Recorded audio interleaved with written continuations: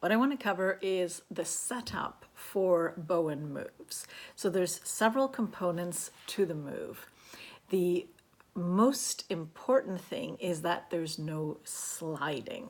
Okay, so we first use contact to connect to the skin, and we move the skin over to the side of the muscle, which is the predominant place where we'll do Bowen moves, on the side of a muscle. Then we will challenge the muscle, roll over or allow for the rolling of the muscle underneath the fascia, and then a pause.